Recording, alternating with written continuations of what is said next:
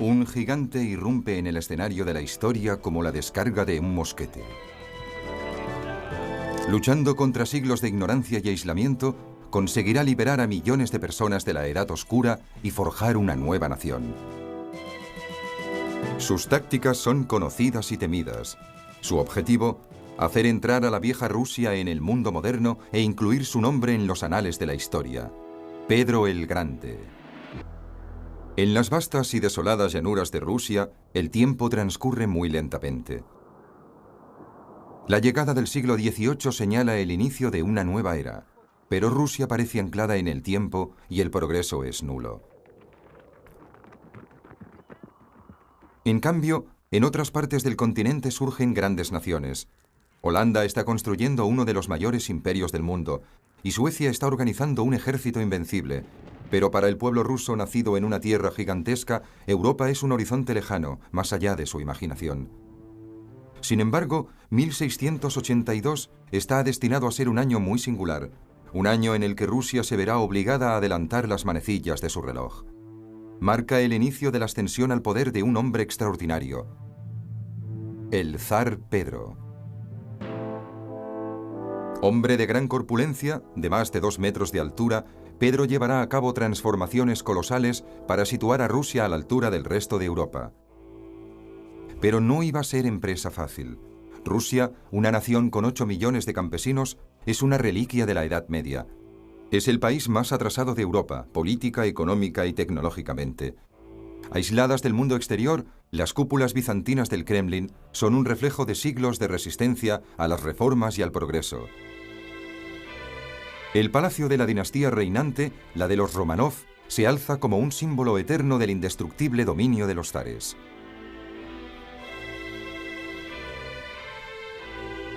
Ellos ostentan el poder de decidir sobre la vida y la muerte de millones de personas. Su voluntad es ley. Pero incluso en la larga historia de Rusia no ha habido ningún gobernante con una ambición de poder tan excepcional. El reinado de Sofía Románov comenzó tal como terminaría, en un baño de sangre.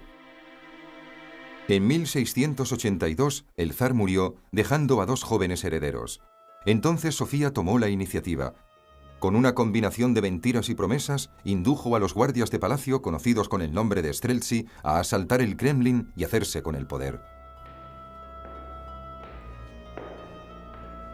Arrancados de sus camas y acosados como animales, los enemigos de Sofía fueron aniquilados sin compasión.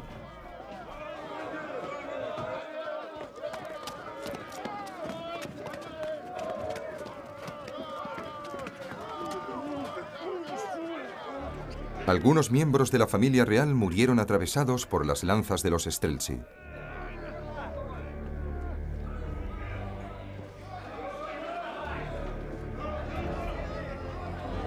Testigos de tanta brutalidad fueron la madrastra de la propia Sofía, Natalia, y su hijo Pedro.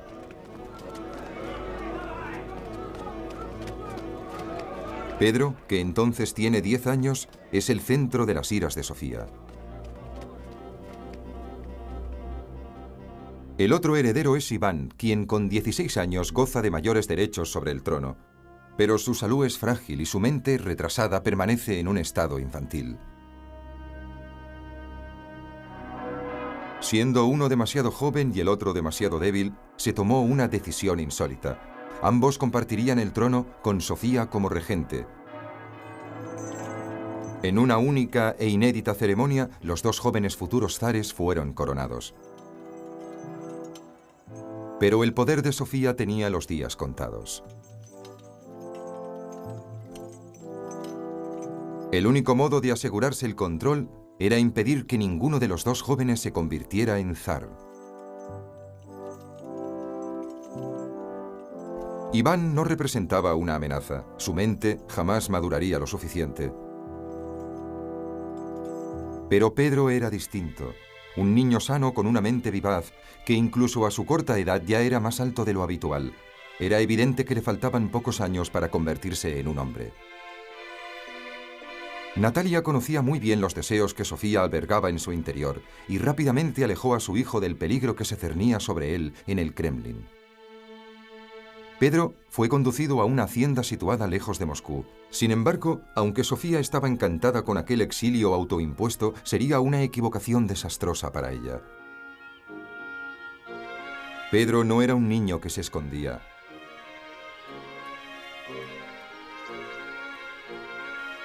Era un zar en proceso de formación, y el campo se reveló un lugar óptimo para su desarrollo. Estaba decidido a convertirse en un soldado capaz de dominar todas las técnicas de las artes militares.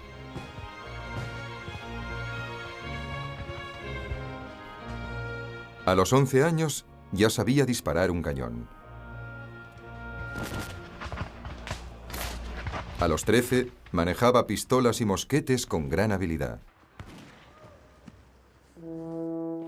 Muchos de sus instructores eran oficiales extranjeros que vivían en un enclave germánico cercano a su residencia. Con su ayuda, reclutó a 600 jóvenes y los convirtió en un disciplinado ejército. Incluso organizó maniobras militares utilizando armas y munición real. En una de ellas murieron una veintena de soldados. Para crear un ejército verdaderamente profesional, no uno basado en los derechos hereditarios, Pedro se enroló como tamborilero. Estaba convencido de que el rango militar debía basarse en el valor y la experiencia y no en el origen aristocrático del individuo. Cada nueva demostración de talento y madurez era como una puñalada al atemorizado corazón de Sofía. Para ella, Pedro era como el huevo de una serpiente. ¿Cuánto tardaría en romper el cascarón? En 1689, Sofía ya no pudo aguantar más. Tras 7 años en el poder, su obsesión por Pedro había degenerado en paranoia. Tenía el convencimiento de que el joven estaba organizando una rebelión contra ella y, como en una repetición compulsiva de su primer golpe de Estado, llamó a la guardia de palacio. Pedro se dio cuenta pronto del grave peligro que había amenazado su niñez. Los guardias de palacio yendo contra él.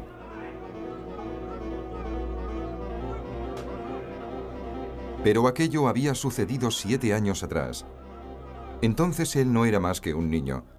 Ahora era el futuro zar. Ningún guardia de palacio osaría atacar la personificación de Dios en la tierra. Sofía podía ostentar el trono, pero Pedro tenía un derecho divino sobre él. La guardia abandonó a Sofía. Pedro no estaba planeando ninguna conspiración, pero entonces tenía la oportunidad de deshacerse de Sofía, y la aprovechó. Sentía aprecio por Iván y lo puso bajo su protección, pero Sofía debía ser castigada. Fue confinada en un convento en las afueras de Moscú que jamás abandonaría. Entonces Pedro se alzó como el jefe supremo.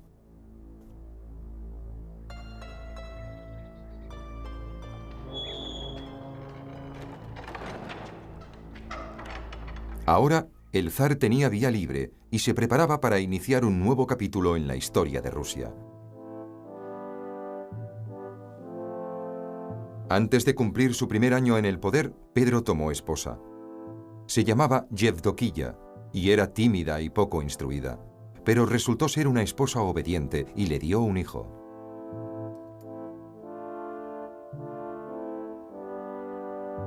Pedro tenía ya una familia, un heredero y había puesto orden en los asuntos del trono.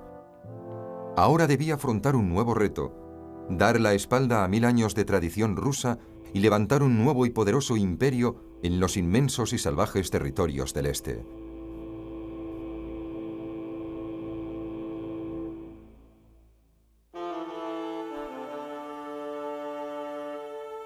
Quien ocupaba el trono de los zares gozaba de un gran poder, pero en Rusia la naturaleza era la reina madre.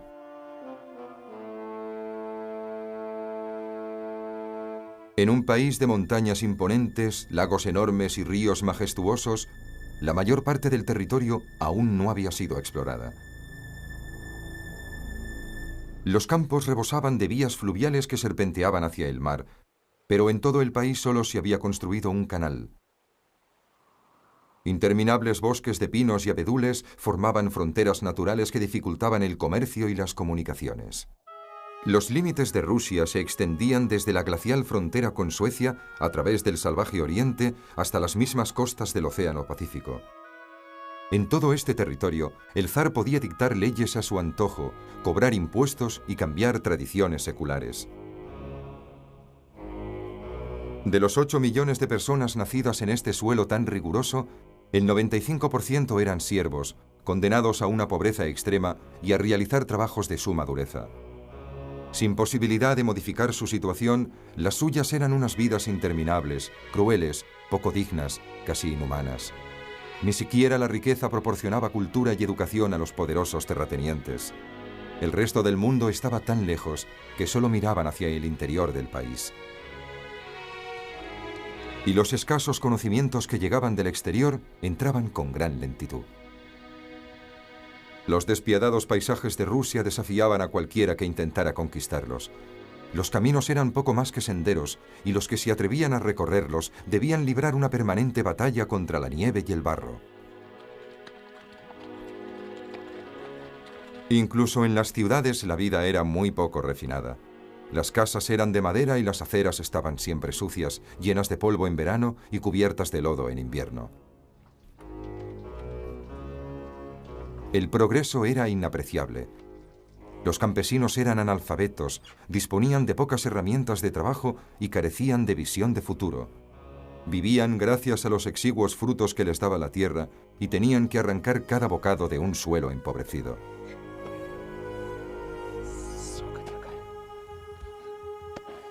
La mitad de los niños que nacían no sobrevivían al primer año de vida, y los hombres eran afortunados si llegaban a los 40. La principal fuente de energía de Rusia seguía siendo la fuerza muscular, y los siervos eran el mayor signo de opulencia. Esta era la Rusia que heredó Pedro, un país en donde la gente vivía encerrada en sí misma y daba la espalda al progreso. Solo había un lugar que era diferente. A unos 5 kilómetros de Moscú, las espléndidas casas de piedra de un próspero enclave identificaban el llamado suburbio germánico, donde habitaba la mayor parte de los extranjeros. Aquí, los edificios eran luminosos y modernos, altos y espaciosos, construidos con los últimos avances en diseño y tecnología. Y precisamente era tecnología lo que Pedro anhelaba. De este barrio germánico salieron los instrumentos más ingeniosos, que para el zar eran a la vez fascinantes y descorazonadores. Ningún miembro de su corte era capaz de entender para qué servía aquel puñado de aros de metal, pero entonces el suburbio hizo a Pedro su regalo más extraordinario, un hombre sabio que podría enseñarle. El mercader holandés Frans Timmerman le describió con detalle el funcionamiento de los instrumentos tecnológicos. Él le reveló el secreto del sextante, un instrumento para dominar las distancias en alta mar, transformando mareas, vientos y olas en poderosos aliados. Timmerman llenó la imaginación de Pedro con grandes sueños sobre el océano. Como Moscú estaba tan lejos de la costa, ningún zar había tenido necesidad de una armada ni había librado jamás una batalla en el mar. Pero Pedro no era como los demás zares. Si el resto de Europa dominaba los mares, él también lo haría. Se liberaría de un Moscú bloqueado por la tierra. En compañía de Timmerman, Pedro encontró un barco inglés abandonado. El estudio de su diseño y construcción alimentó su ya intensa curiosidad. Timmerman le explicó que lo habían construido para navegar contra el viento y para adaptarse a un mar con oleaje. No pasó mucho tiempo antes de que Pedro decidiera construir su propia flota. Llevaría su ejército al mar.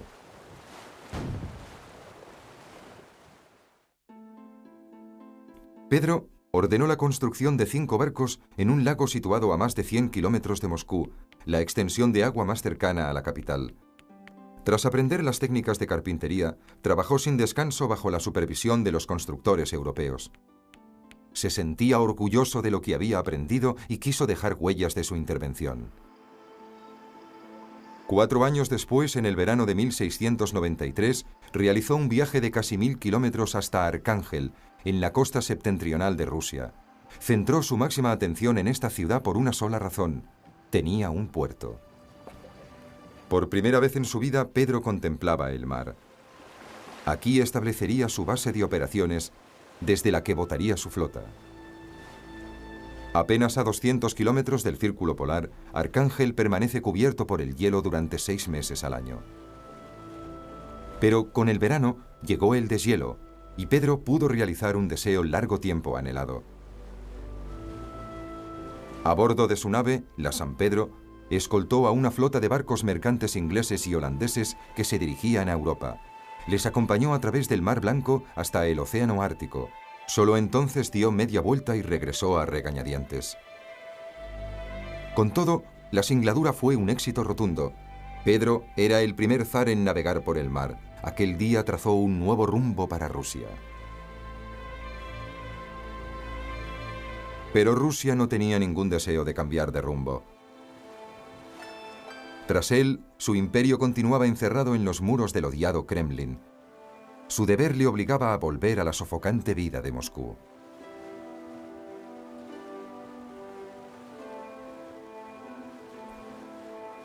Para aliviar la onerosa carga de los asuntos cortesanos, Pedro se hizo rodear de hombres que conocían los placeres y los encantos del mundo exterior. Muchos de ellos eran extranjeros del barrio germánico, oficiales que se entrenaban en sus regimientos o capitanes de barco que fascinaban a Pedro con las aventuras de sus viajes.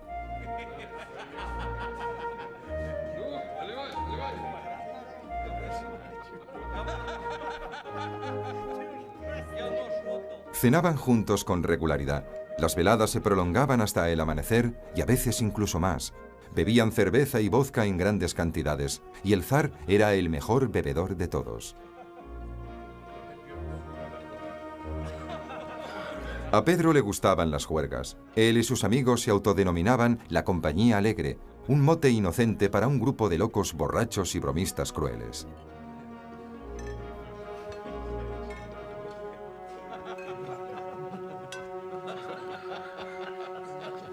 En una época en la que la Iglesia se negaba a mantener cualquier contacto con extranjeros, el zar vestía como ellos, cenaba con ellos y se servía de ellos para gobernar el país. Para los tradicionalistas, Pedro era el demonio. Y el demonio estaba a punto de llegar al galope.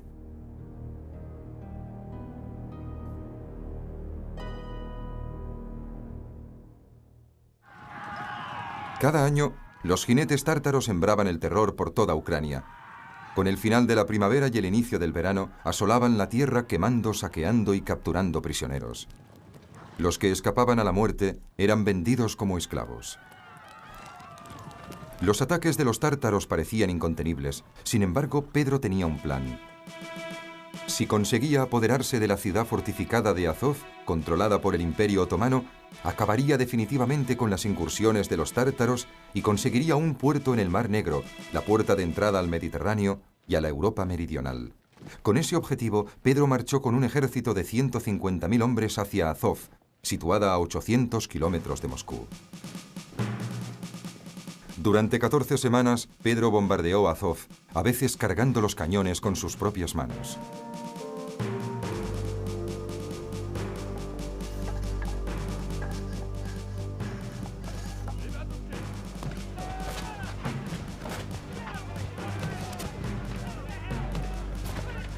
Pero el ataque estaba condenado al fracaso desde el principio.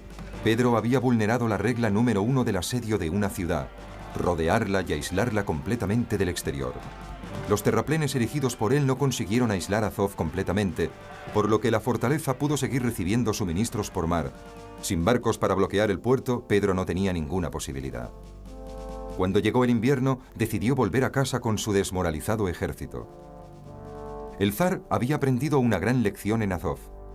El secreto para ganar una guerra era adueñarse del mar. Por tanto, volvió a concentrarse en la creación de una armada. Ordenó la construcción de 25 galeones armados y 3.000 gabarras de río. Todas ellas debían estar listas en 5 meses.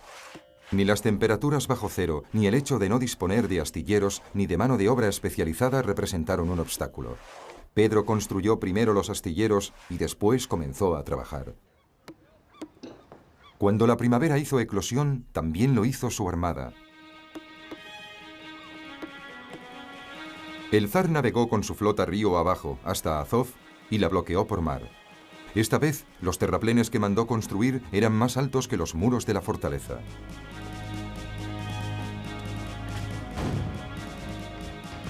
El bombardeo fue devastador. Con la toma de Azov, Pedro se ganó la admiración y el respeto de toda Europa y se reafirmó en su apasionada fe en el poder naval. Rusia tenía una nueva fuerza militar y un nuevo héroe. Pedro contaba solo con 24 años. La columna que entró victoriosa en Moscú, que se extendía varios kilómetros, tenía el sello inconfundible de la personalidad del zar. El pueblo lo buscaba en vano con la mirada. Jinetes con banderas ondeando al viento y generales en lujosos carruajes desfilaron por la ciudad de Moscú, pero parecía que el zar no estaba con ellos. Sin embargo, cerrando la marcha, codo a codo con sus hombres, había un soldado que destacaba sobre los demás: el sargento de artillería Pedro Romanov. Tras regresar a Moscú, el tiempo parecía no haber transcurrido para Pedro, que seguía imaginando viajes y aventuras. Europa era todavía un territorio inexplorado para él. Las historias contadas por su cohorte de amigos extranjeros, lejos de satisfacer su curiosidad, habían alimentado su deseo de ver Europa con sus propios ojos. Pedro estaba a punto de adoptar una extraordinaria línea de conducta. Si en el pasado algún zar había cruzado las fronteras de Rusia, había sido en nombre de la guerra. Pero ahora Pedro se embarcaba en una misión muy distinta. Iba a Europa en busca de ideas, conocimientos y hombres de talento. En marzo de 1697 abandonó Moscú. La pompa y la ceremonia también quedaron atrás. Pedro no viajó como un monarca, sino de incógnito, como un hombre cualquiera, mezclado entre un séquito de 250 compañeros de viaje. En primer lugar, Pedro fue a la costa del mar Báltico, a la ciudad de Riga, en aquel tiempo en poder de los suecos. Después dirigió su marcha hacia el sur. Tras una visita apresurada a Berlín y Hannover, llegó a su anhelada meta, la ciudad que quería contemplar tan ansiosamente: Ámsterdam. Ámsterdam era la ciudad más rica del mundo, el ejemplo más emblemático del genio occidental. La ciudad había sido construida sobre unas marismas. Drenando la tierra y levantando diques, los holandeses habían hecho retroceder al mar. Las casas holandesas, que eran la envidia de toda Europa, eran fruto del mismo prodigio de ingeniería. Largas hileras de edificios bordeaban una red de canales que transportaban personas y mercancías por toda la ciudad. Pero tras la belleza de su arquitectura y el suave perfil de sus canales se escondía una verdadera potencia. En los hogares y haciendas de los comerciantes holandeses había riquezas procedentes de todos los rincones del mundo. La comida más deliciosa, el arte más sofisticado, lana, oro, especias. Todo estaba bajo el control de este diminuto estado europeo. El secreto de la opulencia de Holanda residía en su flota de 4.000 barcos mercantes, más de los que disponían los demás países europeos juntos. Gracias a sus embarcaciones, presentes en todos los mares del globo, Holanda prácticamente gozaba del monopolio del comercio mundial. Pedro sabía que solo allí descubriría los secretos de la ingeniería naval. Para estudiar su fabricación, contrató a cientos de capitanes y marineros, carpinteros de navíos y pilotos, y los mandó a Rusia. De este modo, Pedro compró su propia caja de herramientas. Ningún constructor de barcos trataría al zar de Rusia como un mero aprendiz, de modo que Pedro mantuvo su identidad en secreto y trabajó como simple carpintero bajo el nombre de Pedro Mikhailov.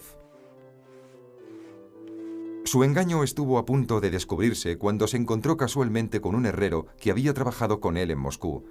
Pero el herrero le guardó el secreto e incluso le ayudó a encontrar un alojamiento convenientemente humilde, encajonando los 2 metros de envergadura de Pedro en 2 pequeñas habitaciones.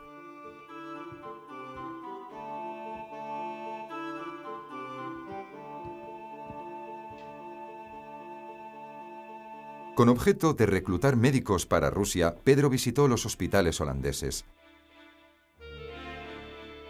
Aprendió a diseccionar cadáveres y a extraer dientes. Como su séquito diera muestras de repugnancia al ver un cadáver, les obligó a todos a arrancar de un mordisco un trozo de su carne.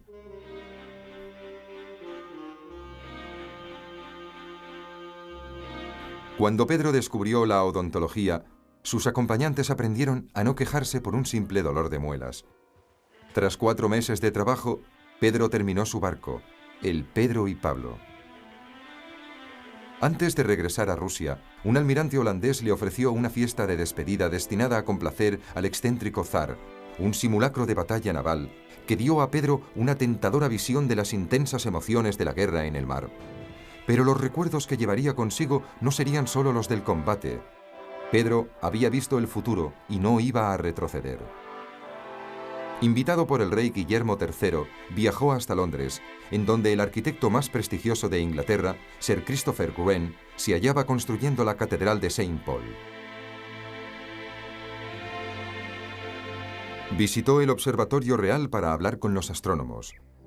Y de la Casa de la Moneda Real y del Arsenal adoptó ideas para fabricar monedas y cañones.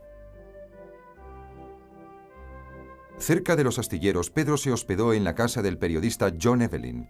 Todavía pendencieros y bárbaros, el zar y sus amigos la destrozaron.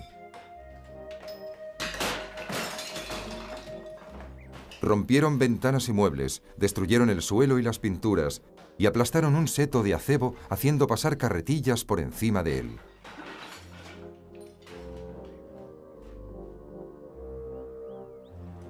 Los desperfectos se descubrieron cuando el zar ya se había marchado.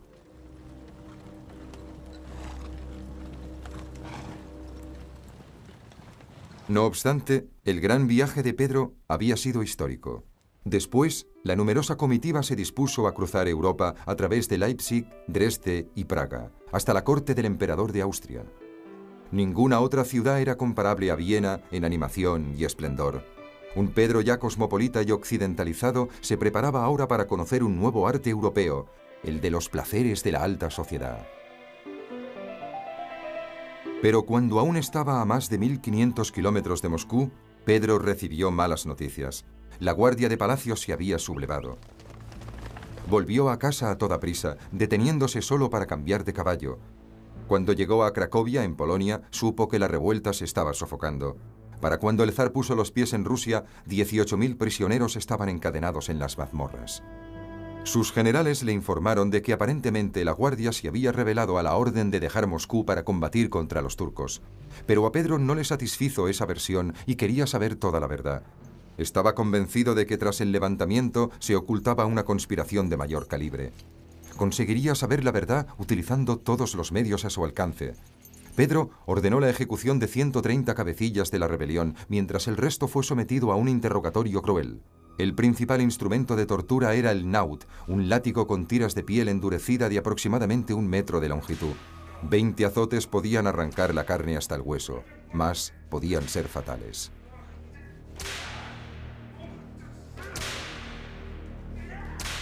Después, la espalda en carne viva podía ser rematada con hierros candentes o asada lentamente con brasas.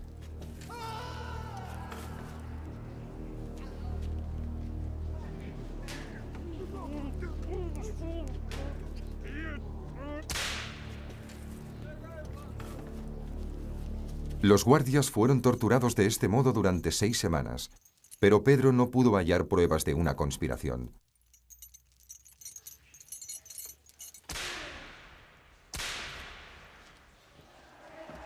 Pese a todo, mandó colgar a cientos de rebeldes de los muros del Kremlin.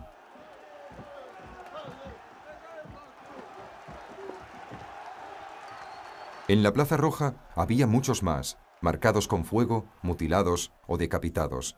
2 de ellos fueron despellejados vivos, centímetro a centímetro.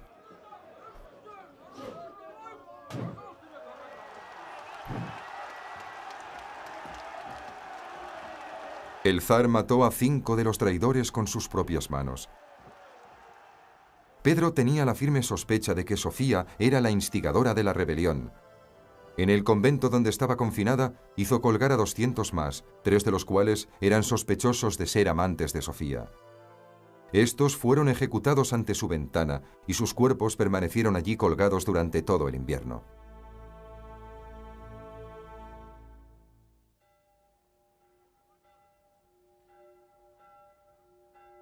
Después de sofocar la revuelta de sus hombres, Pedro estaba a punto de encender las iras de un enemigo aún mayor, Dios y la Iglesia. La Iglesia rusa era la protectora de la tradición. La vida se desarrollaba al ritmo de sus campanas. Aunque era profundamente creyente, Pedro no aceptaba que la Iglesia se opusiera a los cambios. El mismo día que volvió de Occidente desafió uno de los dogmas básicos de su religión. Afeitarse era un pecado mortal porque desfiguraba la imagen creada por Dios. Sin embargo, Pedro, al igual que muchos occidentales, iba completamente afeitado. En el momento en que sus súbditos le daban la bienvenida tras su larga ausencia, Pedro sacó unas tijeras y empezó a cortar barbas. La primera fue la del comandante en jefe de su ejército. En un banquete celebrado 2 meses después, Pedro tomó de nuevo las tijeras y se puso a cortar las tradicionales mangas largas de los boyardos, mientras gritaba: «Estas cosas son terriblemente incómodas», y en un abrir y cerrar de ojos las hizo desaparecer. Vestir al estilo europeo se impuso por decreto y cualquiera que deseara mantener su barba tenía que pagar un impuesto especial y llevar un medallón de bronce con la inscripción «Impuesto abonado». Aunque todos estos actos respondían a la imagen de un hombre que apostaba por el cambio, no eran nada comparables con su plan más osado: convertir a Rusia en una potencia mundial. A sus 28 años, el zar disponía por fin de una flota, pero no tenía puertos. Azov había resultado decepcionante, con los turcos frustrando constantemente el acceso de los rusos. Por tanto, Pedro fijó sus ojos en Occidente, en Suecia. Durante 500 años, rusos y suecos se habían disputado las regiones que rodean el mar Báltico. Estas tierras garantizaban una vía directa hacia Europa y Pedro estaba decidido a conquistarlas. En julio del año 1700, el zar declaró la guerra a Suecia y marchó con su ejército hacia la costa del mar Báltico. Pero Suecia no se dejó intimidar. El rival de Pedro era un muchacho de solo 18 años, Carlos XII, quien al igual que Pedro había accedido al trono durante su niñez. Ambos compartían la afición por la guerra y habían formado uno de los mejores ejércitos de Europa. Suecos y rusos se enfrentaron cerca de la fortaleza costera de Narva. El ejército de Carlos está exhausto por el largo camino recorrido y es numéricamente inferior. Por cada soldado sueco, Pedro dispone de 4 rusos. Pero la audacia es la mejor virtud de Carlos.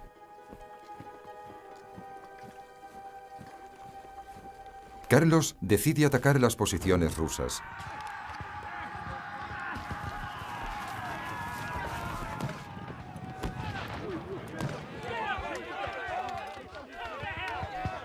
A pesar de encontrar una severa oposición, su atrevida táctica da resultado. La victoria cae en el bando de Carlos. Rusia queda indefensa ante la invasión de los suecos.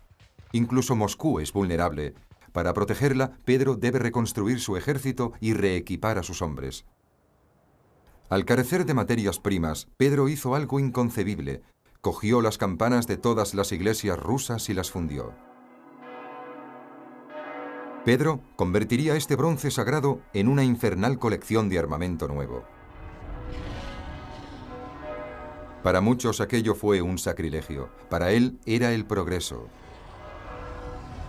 Construyó fundiciones para hacer cañones, fábricas de pólvora y armerías, y fábricas textiles para hacer uniformes y de cuero para hacer arneses. Toda la economía giraba en torno a la guerra.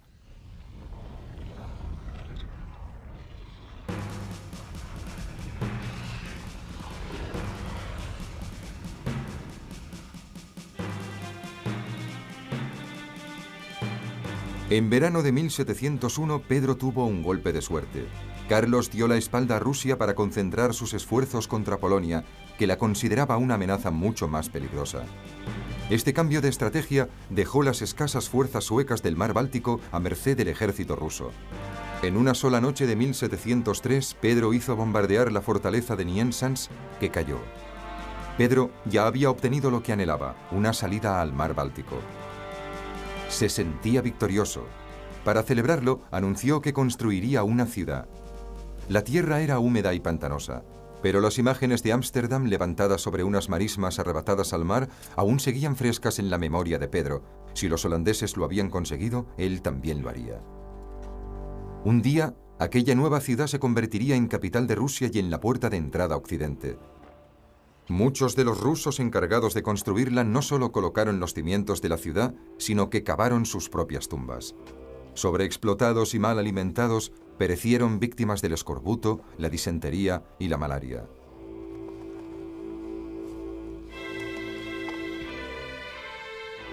Pero ante el progreso, las vidas humanas tenían muy poco valor para Pedro. Era un sacrificio necesario. Sin disponer de herramientas, solo el miedo hacía seguir trabajando a los obreros. Los que intentaban escapar sufrían mutilaciones o eran encarcelados. Al final murieron 30.000 personas. San Petersburgo se construyó sobre lodo y huesos.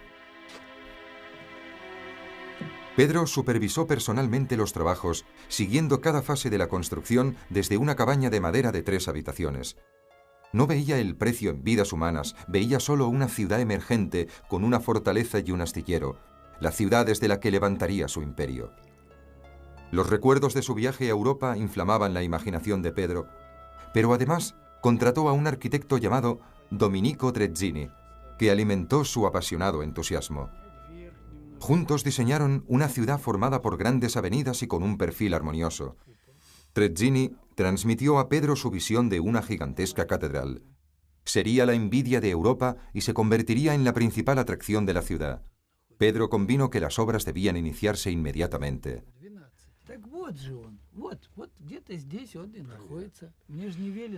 Pero no todo el mundo compartía su punto de vista. Los rusos estaban horrorizados ante el enorme coste en vidas humanas y en dinero. Cuando Pedro ordenó construir un edificio de piedra en la lejana San Petersburgo a todos los nobles del país, 2/3 partes de sus fortunas se fueron en gastos. Todos los materiales tenían que importarse, comenzando con las piedras. Con todos los barcos y todos los carros llegaban nuevos suministros. Igualmente problemáticos eran los albañiles. Pedro lo resolvió exigiendo que le mandaran más trabajadores y que no se construyera ninguna otra casa de piedra en ningún lugar de Rusia, a excepción de San Petersburgo. Entonces, los albañiles acudieron en tropel a la ciudad. También los habitantes escaseaban. Dado que ningún ruso elegiría vivir voluntariamente en un pantano, el zar invitó a su corte a trasladarse a su capital, invitación que resultaba peligroso rechazar. Nadie se negó. La ciudad se llenó de grandes músicos, escritores, artistas. Estaba destinada a ser la ciudad del futuro. Pero mientras la metrópoli crecía, la amenaza de la guerra se cernía sobre el Báltico. San Petersburgo podía ser destruida y devuelta al mar. Se preparaba una nueva campaña. En 1708, el espectro de Carlos XII de Suecia volvió a obsesionar a los rusos. Carlos tenía un asunto pendiente con Pedro y estaba listo para invadir Rusia. Pero Pedro también estaba preparado. Si Carlos pensaba que podría aprovisionar a sus soldados saqueando los lugares que encontrara durante el camino, estaba equivocado. Ante el ejército sueco, Pedro había sembrado un campo de desolación de más de 150 kilómetros. Los pueblos habían sido deshabitados y destruidos y la comida escondida.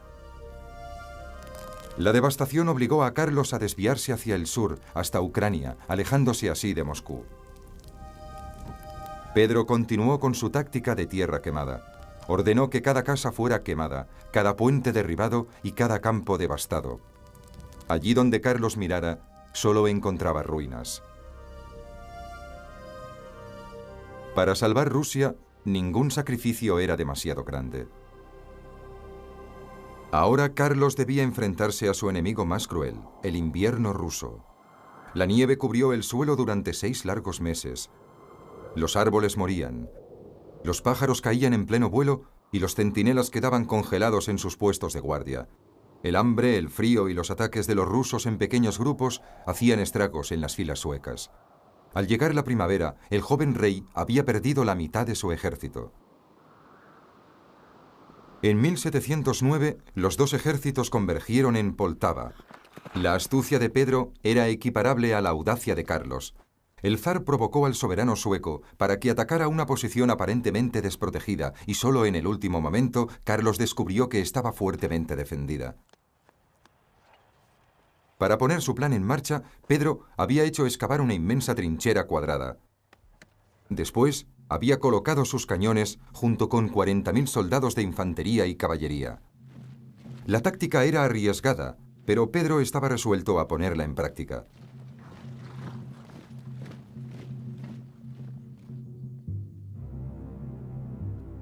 Al amanecer del día siguiente, los cañones rusos bombardean las líneas de la infantería sueca mientras todavía se organizan para el ataque.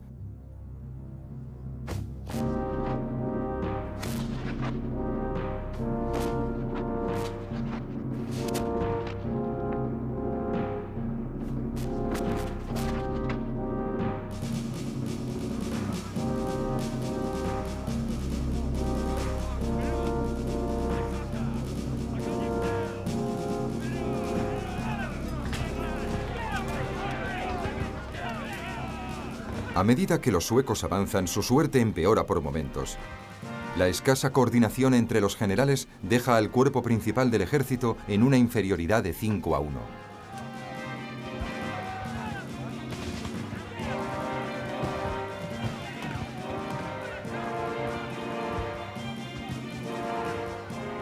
Otra desventaja es la ausencia de Carlos, que ha sido herido en el talón de Aquiles días atrás y no se encuentra en condiciones de dirigir a sus tropas.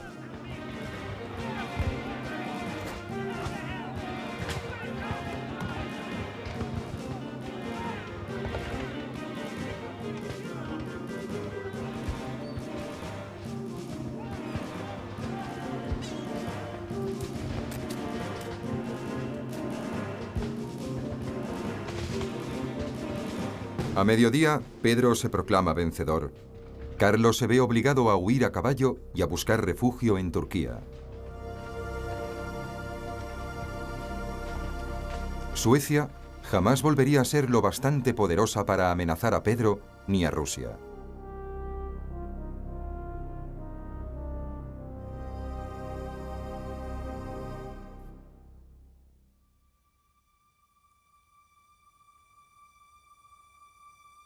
La última batalla de Pedro no le enfrentó con ninguna monarquía extranjera, sino con un miembro de su propia familia. Si como conquistador no tenía rival, como padre era un desastre. La relación con su hijo Alexis es fría y distante. Alexis es todo lo que Pedro no es: débil, piadoso y conservador. Educado por su madre según los designios de la Iglesia, detesta y teme a su padre, buscando refugio en la religión y el alcohol. Finalmente, Pedro le da un ultimátum: o se prepara para gobernar o dedica su vida a servir a Dios en un monasterio. Alexis opta por una tercera solución: huye. Marcha primero a Viena y luego a Nápoles, donde se esconde. Pero los ministros de Pedro le descubren y le obligan a volver para enfrentarse a la ira de su padre.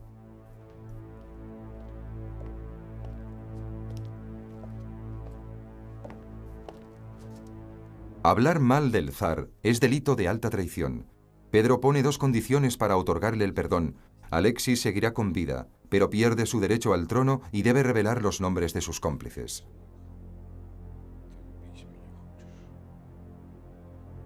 La decisión de Pedro fue tan radical porque sospechaba que había una conspiración de mayor envergadura. Encarceló a su hijo en San Petersburgo y azotó, ejecutó o exilió a cualquiera que pudiera haber estimulado el intento de rebelión de Alexis.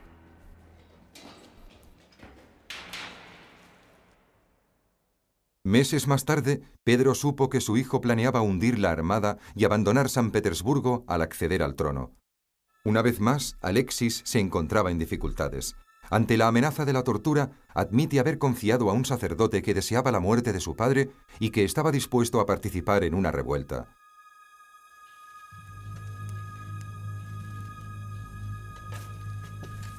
Sus palabras sellaron su destino. Alexis es acusado de traición y torturado.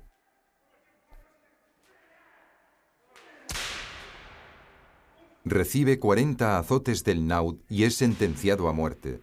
Se dice que su mismo padre le asestó el primer latigazo. En un último gesto de desafío, Alexis murió, probablemente a causa de las heridas producidas por la tortura, antes de que Pedro pudiera firmar su sentencia de muerte.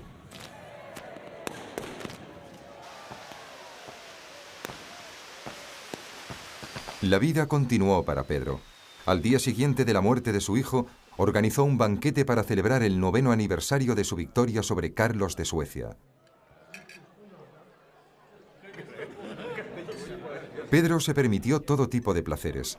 No obstante, los años de duro trabajo y de excesos con la bebida empezaban a pasarle factura. El que antaño había parecido un superhombre, ahora daba la impresión de ser peligrosamente mortal.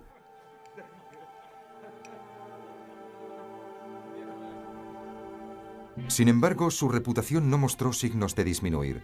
En 1721, el Senado ruso obsequió a Pedro con 3 nuevos títulos. En una solemne ceremonia fue nombrado padre de la patria, Pedro el Grande y emperador de todas las Rusias.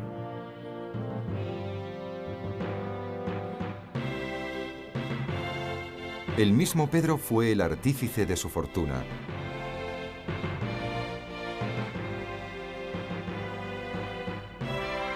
De niño, gozó de la libertad para soñar y del coraje para resistir.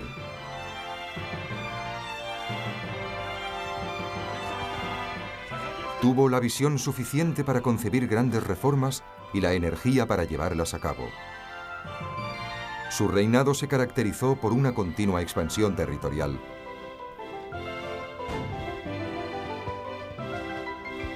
Después de 21 años de guerras, había creado un ejército moderno y la primera armada de Rusia. Construyó puertos, fortalezas y una nueva capital. Cambió la faz de Rusia para siempre. Y todo eso lo hizo sin pedir ni un solo doblón de oro a ningún hombre o nación. Lo consiguió con el sacrificio de sus súbditos más humildes y en última instancia con el suyo propio. En 1723 Pedro sufrió una infección crónica de la vejiga y se sometió a una atroz operación para que le extrajeran los cálculos. Tras ella, pareció recuperarse por completo y reanudó su apretada agenda de actividades, visitando las fortificaciones en la costa del mar Báltico. Pero la vida de aquel hombre de singular determinación llegó a su fin por un acto de altruismo. En noviembre de 1724, Pedro se lanzó al agua para salvar a unos soldados que habían quedado atrapados en un barco que se estaba hundiendo. Cogió un resfriado que le provocó fiebre y tuvo que regresar a San Petersburgo. Su vieja infección volvió a reproducirse. Entre intensos dolores, Pedro pidió la absolución de sus pecados en nombre del bien que había intentado hacer a su pueblo.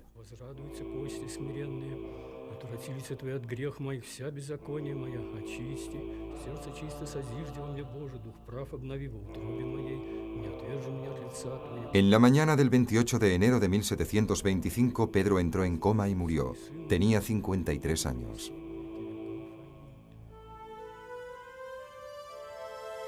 Fue enterrado en una tumba ubicada en la Catedral de San Petersburgo. ¿Qué le impulsó a hacer lo que ningún ruso había osado hacer antes y ni tan siquiera había imaginado? Pedro siempre llevaba con él un sello que tenía grabada la siguiente inscripción: «Yo soy un alumno y necesito educación». Tenía la humildad para aprender con sus propias manos y la arrogancia para creer que podía enseñar a toda una nación a abandonar el pasado y recibir el futuro con los brazos abiertos. Las lecciones de este gran hombre hicieron avanzar a esta gran nación y la abrieron al exterior, a un mundo que como consecuencia de ello cambiaría para siempre. «Está en todas partes», escribió un ruso. «Me niego a creer que solo había un Pedro y no varios Pedros el Grande».